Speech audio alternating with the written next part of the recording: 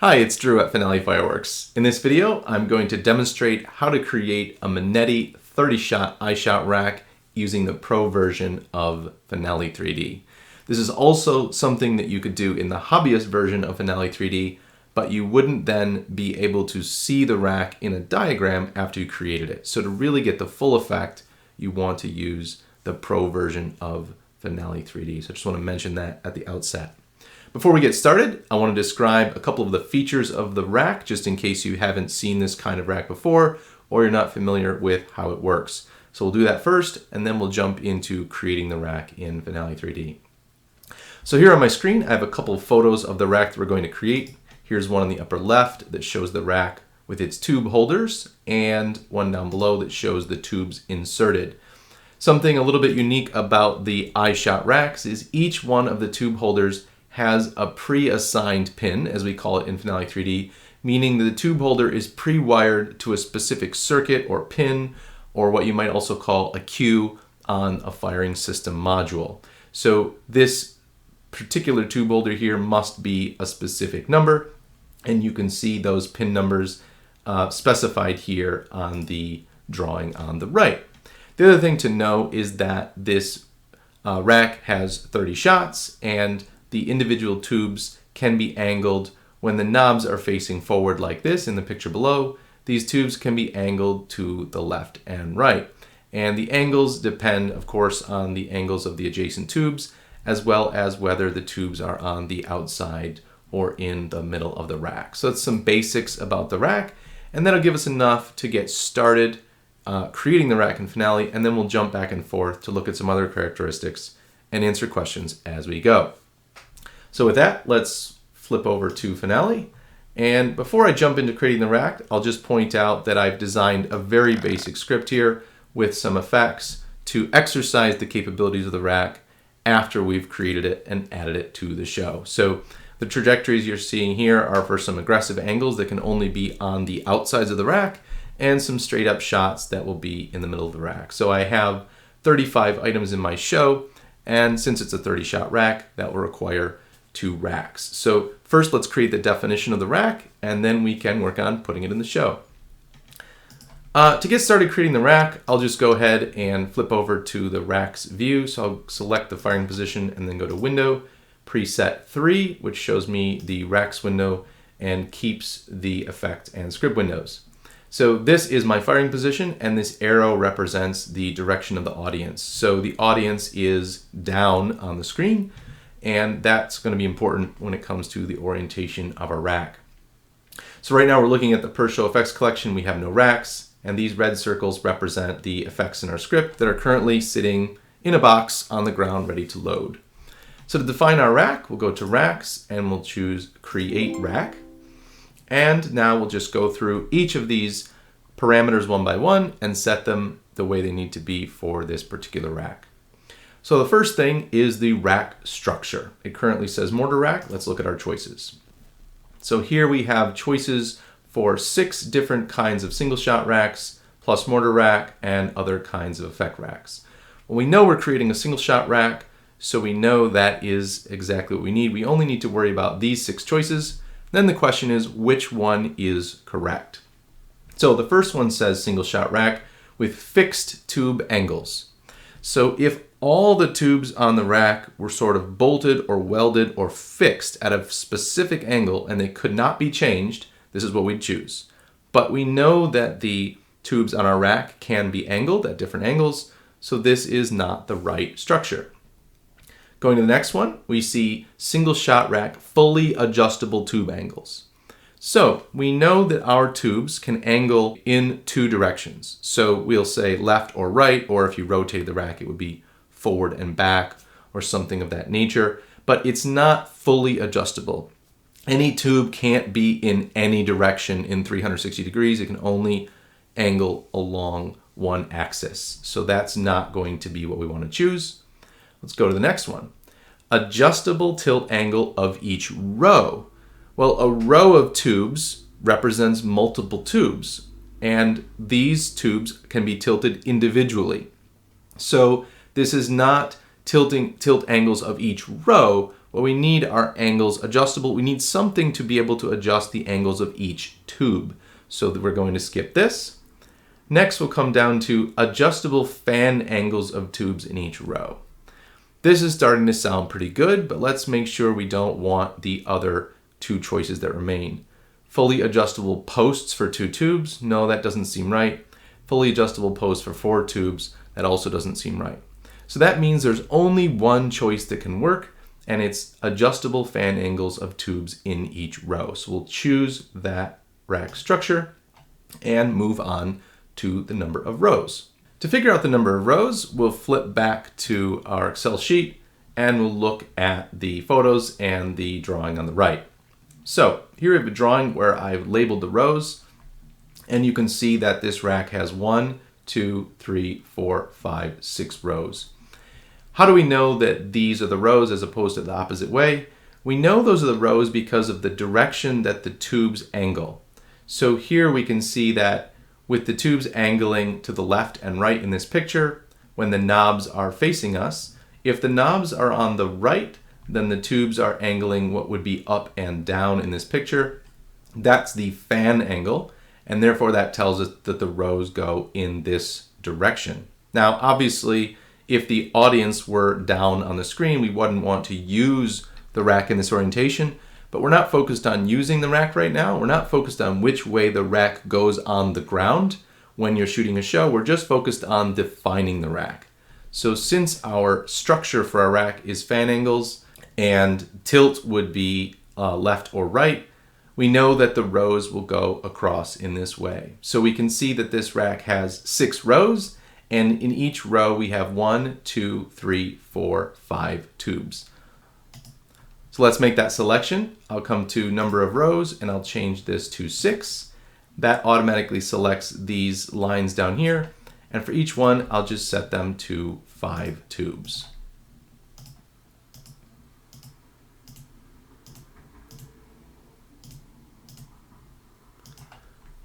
All right, we're all set there. Let's go to the next setting, and that is alternating tube loading order. We don't need to worry about this for this rack. The next setting is pre-wired pins. Now, we already said that this rack has each tube holder pre-wired to a specific pin on the firing system. So that means this rack does have pre-wired pins. So the question is, which option do we need to choose? So we have options here for both sequential by rows, sequential across rows, left and right, and also some more advanced half and half options, and last, some custom options.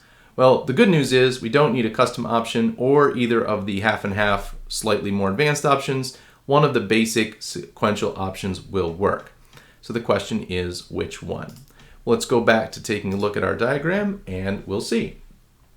So here we can see the row designations 1 through 6, and we can see the pin number of each tube holder here on the drawing.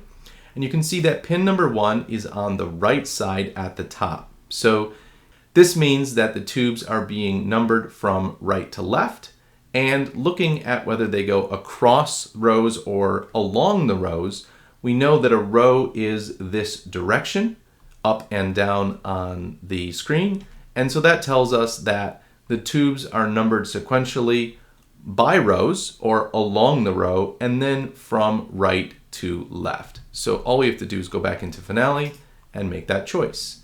So here we'll find the option for sequential by rows, right to left, and here it is, sequential by rows, right to left. For the max usable length per row, we'll leave it to no limit, because this rack does not have any limit other than having a specific number of tubes. It's not adjustable in this way. We do want to be able to rotate the rack because we want to use the rack in a different orientation than we're defining it, so we'll leave this box checked. For the rack part number, I'll go ahead and use the part number from Manetti for the iShot rack, and then I'll go ahead and put the name iShot 30-shot plug and fire. So this is the name of our rack. Of course, you can use any part number and description you like. Let's go ahead and save the rack in the My Effects collection. This way I'll be able to use it in future shows. Of course, you can choose to save it in any of the collections that you have, depending on where you save your racks. All right, To keep the example simple, we'll leave the minimum and maximum size blank, and that'll allow the rack to use any size tubes. Along that line, we'll go ahead and check the fits any size box for all the rows. Previously, it was only checked for the first row. So that means because we've checked fits any size, we're going to leave the fits this size field empty. So if the rack could only fit one specific size of tubes, we'd put that size here in inches or in millimeters. But in this case, we're going to say the rack can fit any size. So we'll check these boxes and leave these two fields blank, as well as this fits this size field here. The last choice is the tube loading order. The tube loading order does not really matter in this case because it's going to be controlled by the pre-wired pins. But for consistency, we can just say by rows right to left, which is the same as what we have chosen there, but it's not going to make any difference. The last thing to do is to specify something about the angles of the tubes. So tilt, we have a choice here. We can put some value in the row tilt field, or we can put some value or set of values in the tube fan angles field. Well, if we look at our rack structure, we've already chosen to use single shot rack adjustable fan angles of tubes in each row. So that tells us that where we need to specify the angles are here in the tube fan angles fields. So let's jump over to Excel and take a look at a little cheat sheet. So I'll scroll down and we'll go ahead and see a table that I put together to help us get the info. Before we dive into this, I want to quickly point out the orientation of the rack. So to make it easier to visualize setting up the rows, I've got the rack oriented with the row direction down in this image to match these photos. At least with this photo, it's pretty close. With this one, the rack's actually rotated a bit, but you get the idea. Down here though, notice that the row direction is going across, and the reason is because we want these tubes to angle left and right with respect to the audience. So here you can see we've got row direction down with the interface for the firing system on the bottom, and when we use the rack in the actual show, the interface is on the right and the row direction goes across like so, and the audience is down. So in this orientation, I've created this little chart, and this tells us what the tube angles can be. So looking at the specifications in the data sheet from Manetti, I know that when I look at the first tube in the upper left-hand corner of the rack in this orientation, this tube has pin 1, and that's what this refers to here, pin 1. So these numbers here correspond to the pin numbers. The two numbers below correspond to the maximum left and the maximum right angles for that tube. So this particular tube, being on the outside of the rack, can angle all the way to -90 degrees or horizontal to the left. Going to the right, it can only go to +60 degrees before it physically hits the adjacent tube. The same thing applies for all the interior tubes, -60 to 60, and then the opposite on the outside. The only exception are the middle rows 3 and 4 because of the interface.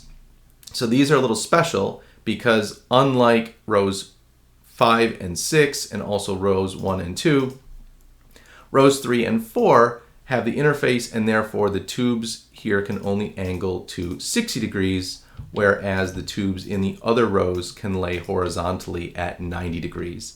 These can't, because if they did, they would collide and physically hit this interface or connector for the firing system, which you can see up here in this photo.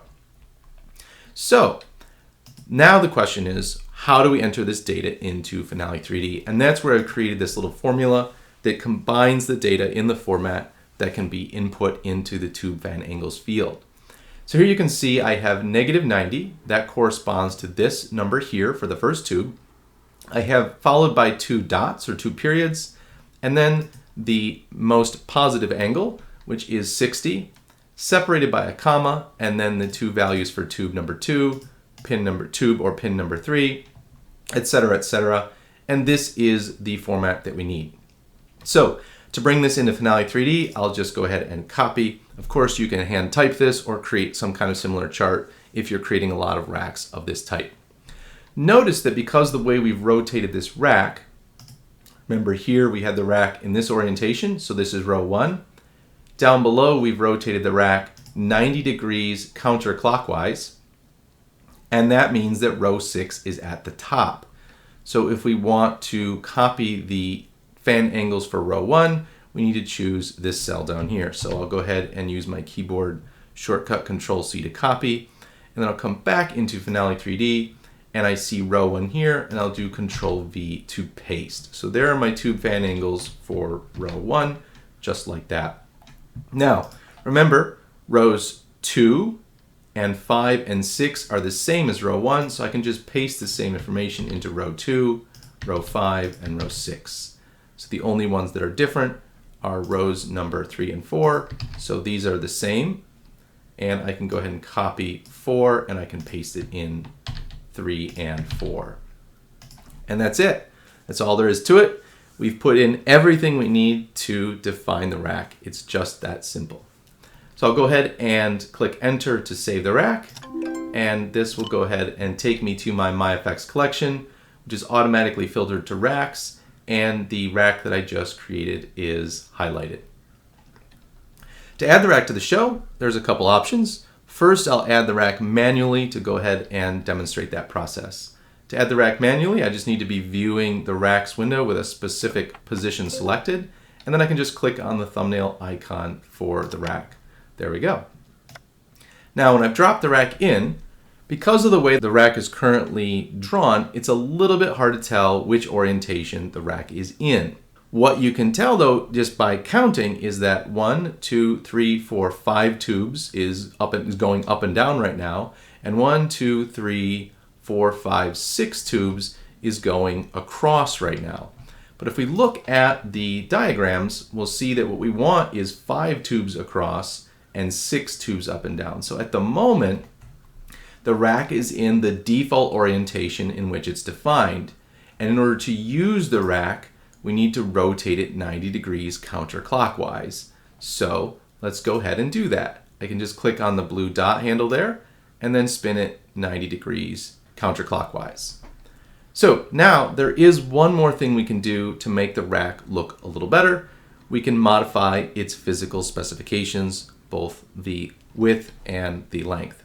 So to do that, we'll go over to the MyFX collection. I can just right click anywhere on the row for this rack, and I can choose Edit Physical Specifications. We'll go ahead and skip over the usable length because that doesn't apply to this rack.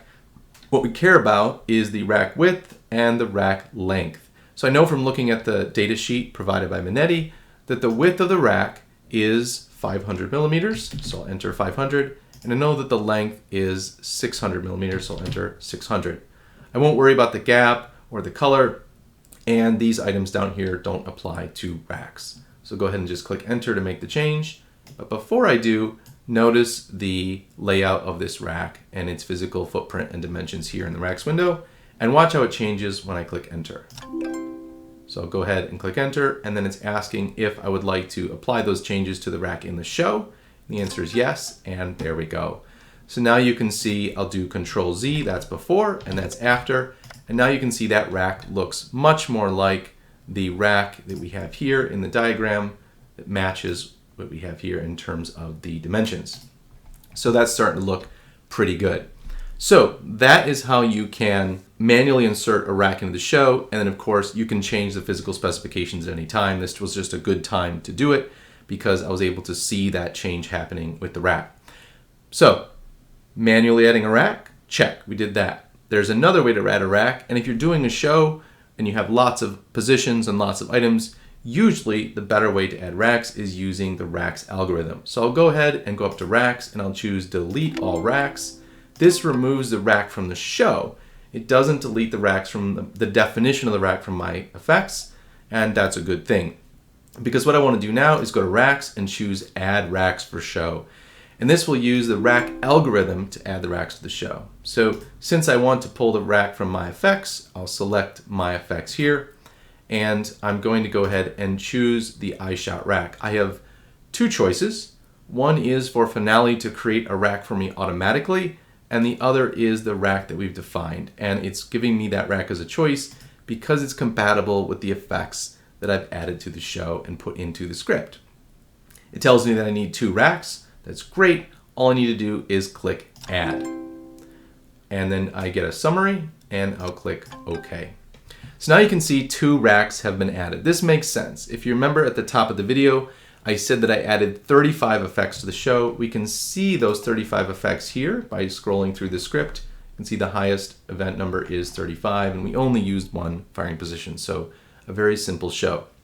There's something not quite right though, which is we have 1 rack that's oriented in the way we need it, and we have another rack that's oriented in the wrong orientation. Finale automatically rotated this rack, but it didn't rotate this rack. The reason is because Finale detected that a number of the shots are straight up, and because the shots are straight up, the rack can be used in its default orientation as opposed to the normal orientation that we'd use it in a show. So when this happens, you could choose to leave it in this orientation and use it for vertical shots that don't need to be angled, but the better solution is usually to line them all up in the same orientation that you would plan to use. So I'll just rotate this one around 90 degrees counterclockwise, and then to avoid the redundancy, I'll just click on the annotation to remove it so we only have a single annotation for both racks. So here's my first rack here, rack number 1. Here's my second rack here, rack number 2. I'll go ahead and just snap those together to create a cluster. So now I have a cluster of 2 iShot racks. All right, with that, we're ready to load the racks, and it's the addressing algorithm that does that. Of course, you can drag items manually from the collection of items here that's sitting in a box on the ground, but much easier to go ahead and address automatically. So to address the show, I'll just go up to the addressing menu and I'll choose Address Show. So here we'll make some changes. The first thing is I'm going to, for this example, use the Fire 1 firing system. So I'll choose Fire 1 here, and I'll leave everything else the same and click Enter to address. So we've gone ahead and addressed, click OK, and see what we've got. So now that we have the rack addressed, the question is, did we get a good result? To try and answer that question, we'll go ahead and click on Drag and Drop Pins. And this does something very cool. It turns on the angle colors and the angle color legend that you see on the right-hand side of the screen. So the green color represents the angles that are most to the left. That's the cool color. And the orange color, or the reddish orangish color, represents the angles that are most to the right, and that's a very warm color. So from left to right, the angles go from very cool colors to very warm colors. So now if we look at the rack, of course, if we mouse over the individual effects, it will tell us the specific angle, but now we can see the angles visually just by glancing at the rack. The green colors, remember, are the angles to the left, and the reddish or orangish colors are the angles to the right. So the white colors are the colors that are the effects that are fired straight up. So here I see we have a problem. We have a collision. So you can see this tube here, number 11, is being fired at 60 degrees to the right. It has that orange color, so I know that's to the right. But next to it, we have a tube that's firing straight up. This won't work because this tube is physically going to collide with this tube when you go to angle these tubes to set up the show in real life. So we need to make an adjustment. To do that, we'll just readdress the show, addressing Address Show. Instead of addressing by position name and then event time, we'll address by the sort criteria most horizontal tilt. The reason we want to choose this is because we have some effects that have a very aggressive angle to the left and right, and most horizontal tilt will address those items first, and that way we can be assured that the outsides of the rack have the angles, the tubes that have the most aggressive angles. So we'll just choose that. We'll go ahead and click Enter to address the show. All right, let's see what we got. So we can see here, if we mouse over, as we'd expect from the green angle color, the items that are being fired at the most aggressive angles left are at the left side, and then going across, we have colors that become more warm and therefore are angling to the right, but we still have a collision. Here we have an item that fires at 60 degrees to the right, and next to it we have a tube that fires straight up. So we're still not quite getting the result we need, and we need to make one more change to get that optimal result. So let's go ahead and do that.